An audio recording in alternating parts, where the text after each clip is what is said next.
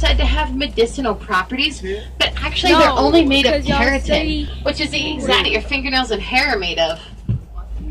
And unfortunately, they have been poached to the point where there's only around 5,000 of them left.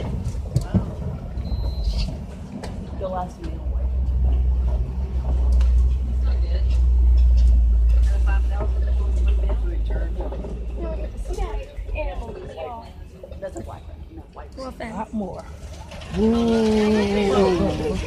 Oh! So now we're getting ready to head over into the next area of the reserve. Do we see some? Oh, yes, we do. All right, those guys are called greater kudu.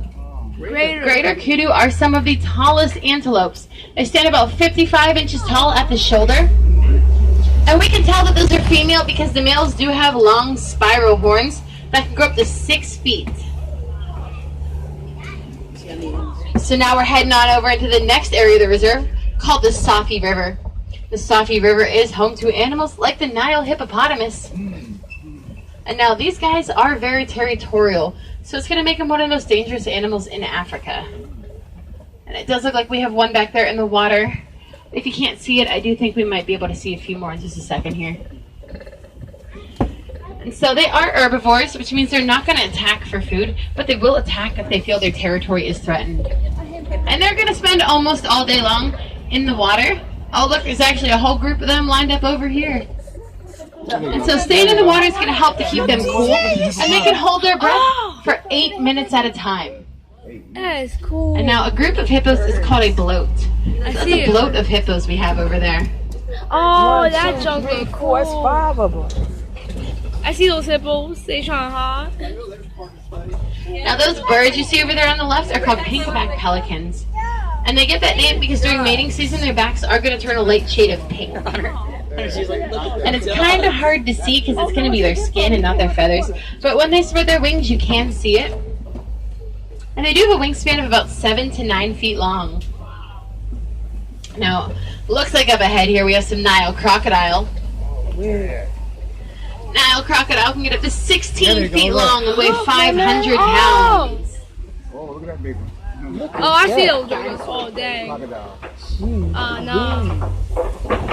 Those guys can go about 15 to 20 miles an hour on land. And this truck can only go 8. So I'm going to get us out of here. And as I like to say, after Nile crocodile. After now, crocodile. Now they do have a bite force of 2,000 pounds per square inch. And so that's going to allow them to crush the bones of animals much larger than them, like zebras and wildebeest. Wow. And they do mainly They like run to eat faster than fish, this truck. but they'll basically eat anything that they come across.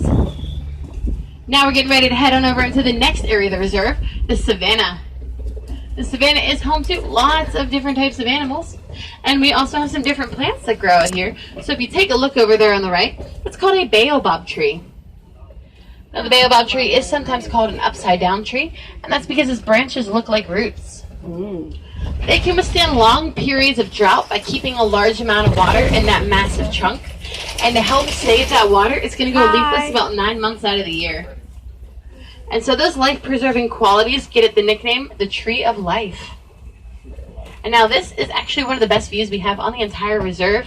Offers you a pretty wide look to see what could be roaming down here. So I did see some wildebeest up ahead.